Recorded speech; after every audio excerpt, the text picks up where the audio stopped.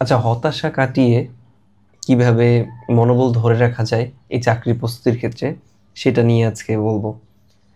প্রধান কথা হচ্ছে মনোবল বলতে এটা না যে আমার সবসময় পজিটিভ থাকতে হবে। মনোবল বলতে বোঝায় আপনার ভালো দিন আসুক, খারাপ দিন আসুক, সেটা ডিল করে সামনে এগিয়ে যাওয়া। যারা চাকরি প্রস্তুতি নিতে আসেন, আপনারা হচ্ছে অনার্স কমপ্লিট করে আসেন। অনার্স কমপ্লিট করার পরে স্বাভাবিকভাবে বাবা-মা বা হচ্ছে আপনি যাকে পছন্দ করেন সে, সবাই এক্সপেক্ট করে আপনার অনার্স পাস করার সাথে সাথেই হয়তো চাকরি হয়ে যাবে। কিন্তু চাকরি বাজারের বাস্তবতা তো যারা আমরা পরীক্ষা দিই তারা জানি। কি পরিমাণ কম্পিটিশন! আপনি 16 গ্রেডের চাকরিতে টিকতে গেলেও আপনি অনেক মেধাবী। আপনি সব জানেন। কিন্তু 16 গ্রেডের একটা চাকরি পেতেও কিন্তু আপনার ঘাম ছুটে যাবে। এটাই হচ্ছে বাস্তবতা এখন মার্কেটে। আর আপনি নবম দশম গ্রেড চাকরি পেতে যান, সেক্ষেত্রে হচ্ছে আপনার জীবন থেকে ৩-৪ বছর নাই হয়ে যাবে। আমার ক্ষেত্রে হচ্ছে প্রথম দিকে আমার যে বন্ধু-বান্ধবরা ভরসা করতো, যে হচ্ছে ১-২ বছরেও চাকরি পাই না, অনার্স পাস শেষ হয়ে গেল, তখন তাদের ভরসা উঠতে থাকে। তারপর আস্তে আস্তে রিলেটিভদের ভরসা ওঠে। সোসাইটি তো গেছেই আগে। তারপরে গিয়ে মা-বাবাও কিন্তু হতাশ হয়ে যায়। তো প্রথম দিকে পিলির কথা যখন বাবা-মাকে জানাতাম তখন তারা খুশি হতেন। একটা পর্যায়ে গিয়ে পিলিতে আর খুশি হন না, রিটেন যখন দিতে যাই তখন খুশি হতেন। তারপরে ভাইভা দিতে গেলে সেটা খুশি হতেন। কিন্তু যখন দেখলেন যে আসলে এতগুলো পিলি, রিটেন, ভাইভা দেওয়ার পরেও চাকরি হচ্ছে না, তখন স্বাভাবিকভাবেই তাদের ওই স্মাইলটা আর নাই, ওই খুশিটা আর নাই। তো আমি হচ্ছে তাদেরকে ওই যে রিটেনে টিকলেও আস্তে আস্তে বলা বন্ধ করে দিয়েছিলাম যে রিটেন টিকেছি বা ভাইভা দিতে যাচ্ছি। দেখা গেল কোথায় যাচ্ছিস? যাই ঢাকা। ঠিক আছে? এভাবে আস্তে আস্তে চলতে থাকলো। সেই সময় এসে হচ্ছে মানে আশেপাশে যত মানুষ আছে সবাইকে এগুলো বলা বন্ধ করে দিই। কেউ যদি ফোন দিত সেটাও ঠিকভাবে ধরতাম না, বা আমি হচ্ছে কারো সাথে ফোনে কথা বলতাম না। ফোনে কথা বলতে গেলেই আশেপাশের মানুষজনের সাথে বা রিলেটিভদের সাথে তো ১-২ মিনিট কথা বলার পরেই তারা কেরিয়ারে চলে যেত, এবং সেখানে আসলে আমার বলার কিছুই ছিল না। এত এফোর্ট দেওয়ার পরে যে চাকরি হচ্ছে না, এটা নিয়ে কি বলবো? আপনাদের এই ফেজ থেকে যেতেই হবে। আপনি আপনার সবচেয়ে কাছের মানুষ যাকে বুঝেন, সেও একটা সময় পরে আপনার থেকে এরকম বিশ্বাসটা তুলে নিবে, হারিয়ে যাবে। কিন্তু আপনাকে থেমে থাকা যাবে না। একটা আইডেন্টিটি যখন চলে আসবে, তখন সব আবার চলে আসবে। সব। যে আপনার বিপদে আপনার হাত ধরতে পারে নাই, আমার একদম সিম্পল ফিলোসফি, সে আসলে আপনার সাথে থাকার যোগ্য না। আমার ক্ষেত্রে একটু পজিটিভ ঘটনা ঘটেছে এই ক্ষেত্রে। আমার যে ওয়াইফ, সে হচ্ছে আমি কিন্তু বেকার থাকা অবস্থাতেই তাকে বিয়ে করি, একদম কম টাকায়, এবং আমরা সংসার করছি। সে হচ্ছে আমাকে লাস্ট ২ বছর সে চাকরি করে হচ্ছে আমাকে সাপোর্ট করেছে, এবং সবসময় বলতো তোমাকে চাকরি পেতে হবে না, তুমি চেষ্টা করে যাও, আমি তো ইনকাম করছি, চাকরি না করলে ব্যবসা করবা, কোনো সমস্যা নেই। একটা মেন্টাল সাপোর্ট এখান থেকে পেয়েছে। কিন্তু ওই যে সাপোর্ট পাওয়া আর নিজের মধ্যে থেকে মনোবল ধরে রাখা কিন্তু খুবই কঠিন ব্যাপার। শেষ সময় এসে যখন হচ্ছে আর কারো কাছে কিছু বলতাম না, ওয়াইফকেও বলতাম না নিজের ভিতরটা কতটা জ্বলে পড়ে যাচ্ছে। কেন বলতাম না? কারণ হচ্ছে সে নিজে হচ্ছে পরিশ্রম করছে। আমি নিজে এতটা হতাশ, সেটা প্রকাশ করতে গেলে হয়তোবা সে নিজেও কষ্ট পেতে পারে।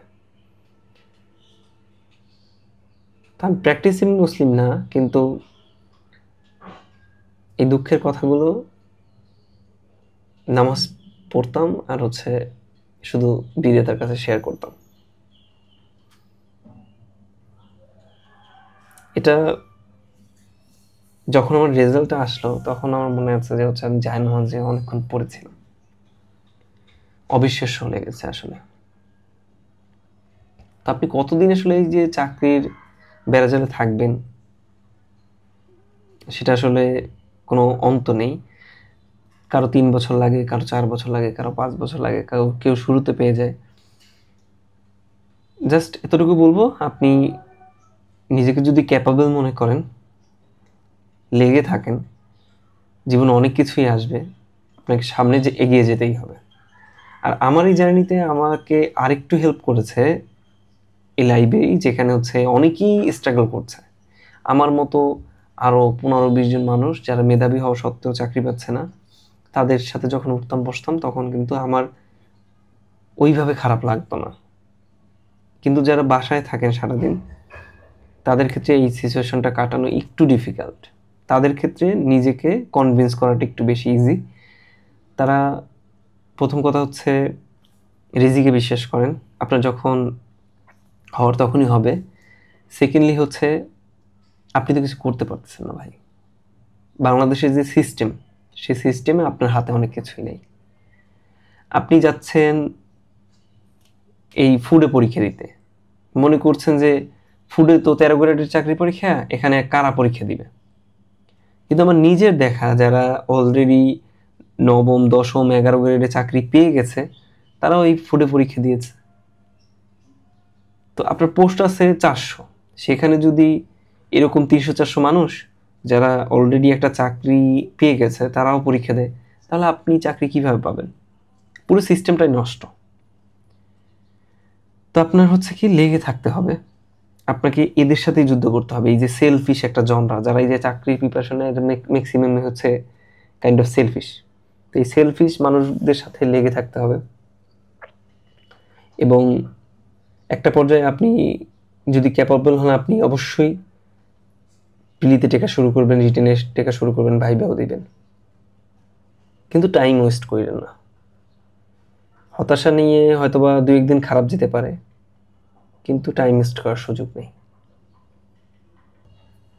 যারা চাকরির জন্য পড়াশোনা করছেন তাদের জন্য এই হতাশাটা একদম 3 বেলা ভাত খাওয়ার মতো অবস্থা, যে আপনার সকাল, দুপুর, রাত আপনার হতাশা আসবেই। আর এটাকে নিয়েই, একদম সাথে করে নিয়েই সামনের দিকে এগিয়ে যেতে হবে। আমার মনে আছে যে এক ভাই, উনি 15 থেকে 17টি ভাইবে দিয়েছেন। তো আমাকে একদিন পাশে বসিয়ে বলতেছে, সৈকত, এতগুলো ভাইবে দিয়েছি কিন্তু আমার চাকরি হয়নি। এই আমি যখন রাতে ঘুমাই, তখন আল্লাহ আমাকে নিয়ে যেতে পারেন না, একদম জড়ানো কণ্ঠে বলেছেন। ওনার বয়স শেষ হয়ে গেছে, লাইব্রেরি ছেড়েও চলে গিয়েছেন, চাকরি কিন্তু এখনো তার হয়নি। হয়তো প্রাইভেট একটা কোম্পানিতে আছেন, কিন্তু ভালো কোনো পোস্টে যেতে পারেননি। আরেকটা ভাই আছেন যাদের ফ্যামিলি ব্যাকগ্রাউন্ড অনেক ভালো, টাকা পয়সা অনেক আছে, আমার সাথে 44তম রিটেন দিয়েছেন। সেই ভাই আমার থেকে আরও দ্বিগুণ পরিমাণে ভাইবে দিয়েছেন, রিটেন দিয়েছেন, কিন্তু এখন পর্যন্ত তার চাকরি হয়নি। আমার থেকে 2-3 বছরের সিনিয়র। আবার আমার যে জুনিয়র যারা আছে, তারা কিন্তু কম পরিশ্রমেই চাকরি পেয়ে গিয়েছে। কার কখন হবে, কার কখন হবে না, আপনি এই ফিল্ডে এসেছেন, হয় আপনার চাকরি হবে, না হয় হবে না। আপনাকে এটা মাথায় রাখতে হবে। প্ল্যান বি বলা সহজ, কিন্তু করা আসলে কঠিন। আমরা আসলে অনেক টাইম এই চাকরি পাওয়ার পিছনে দিয়েছি, তো এখন পিছনে যাওয়ার সুযোগ খুব কম। আপনার অন্তত যতটুকু বয়স আছে চেষ্টা চালিয়ে যান, এবং নিজের আত্মবিশ্বাস যেটা, সেটা ধরে রাখেন। খুব বাজে সিচুয়েশনের মধ্যে গেলে একটু যারা স্ট্রাগল করে তাদের সাথে মেশার চেষ্টা করেন, একটু হালকা লাগবে।